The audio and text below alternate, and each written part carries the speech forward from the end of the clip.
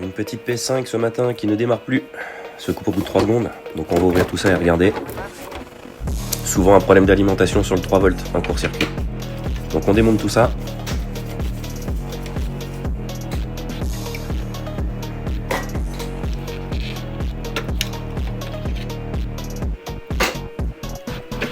On va accéder à la carte mère. Merci pour toutes les vis chez Sony. Donc là on accède à la carte. On va déjà faire un premier contrôle visuel. Mais en général c'est souvent un condensateur qui claque. Donc vérifiez bien en visu. Contrôlez tous vos condensateurs sur la partie 3 volts. Et là, vous voyez, là c'est assez simple, de toute façon c'est flagrant. Le condensateur, le troisième, est cassé. Donc il est en court-circuit. On va faire les mesures, on va tester. Et on se rend compte qu'il est bien en court-circuit.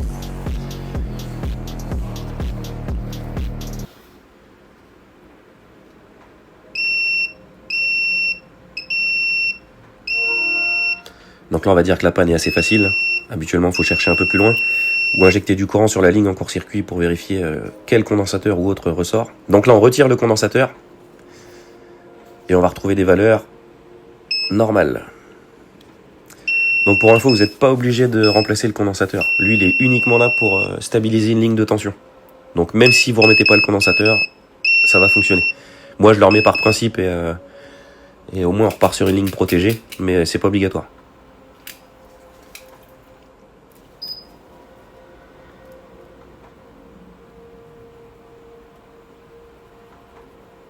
Donc là on vient appliquer un petit peu d'étain, remettre un condensateur neuf.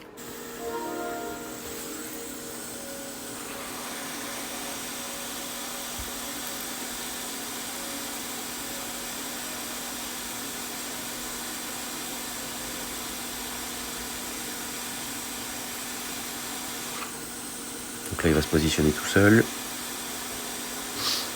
On va l'aider un petit peu bien sûr.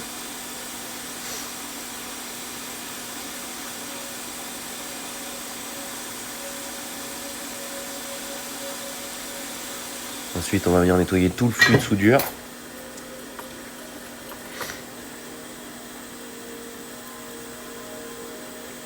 Et on recontrôle nos valeurs, voir si tout est ok. Donc là bien évidemment j'ai fait les tests en amont, tout était ok.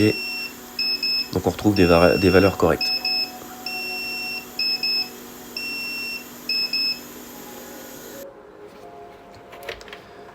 Donc bien évidemment on remonte la console proprement après un gros nettoyage.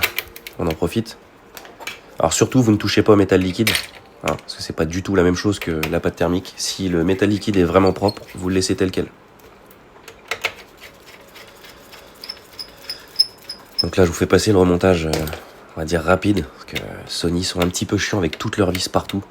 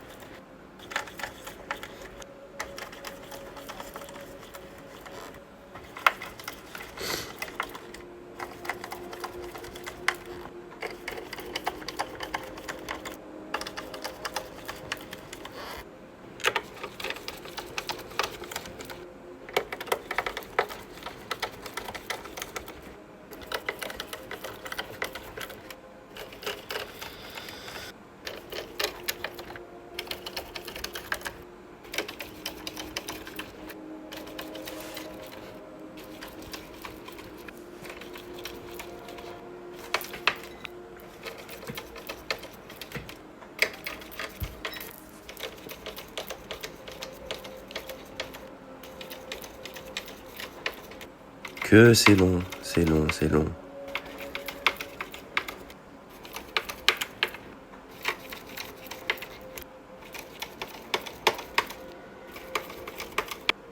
Bon, faites pas comme certains qui m'envoient leur console Et par flemme, ne remonte aucune vis, ou une ou deux, histoire que la carte tienne. Non, faut tout remonter correctement, bien sûr. Donc là, on remet le lecteur disque, on rebranche tout correctement, et on réassemble le reste de la coque. Le ventilateur en place. Alors surtout, faites bien attention à toutes vos vis. Elles ont vraiment une place précise, elles ont toutes des longueurs différentes, donc à bien respecter quand même. Et normalement, on devrait retrouver une console fonctionnelle.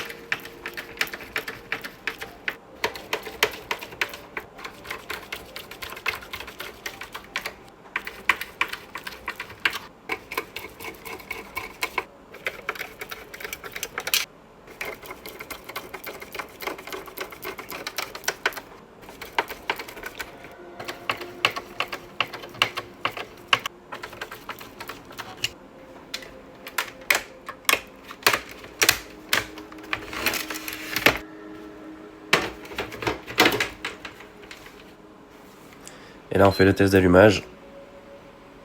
Et tout est ok.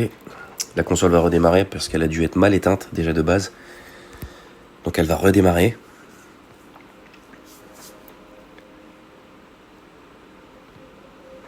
Il faut lui laisser un petit peu de temps. Mais j'ai un client qui va être ravi que sa console fonctionne de nouveau. N'hésitez pas si besoin.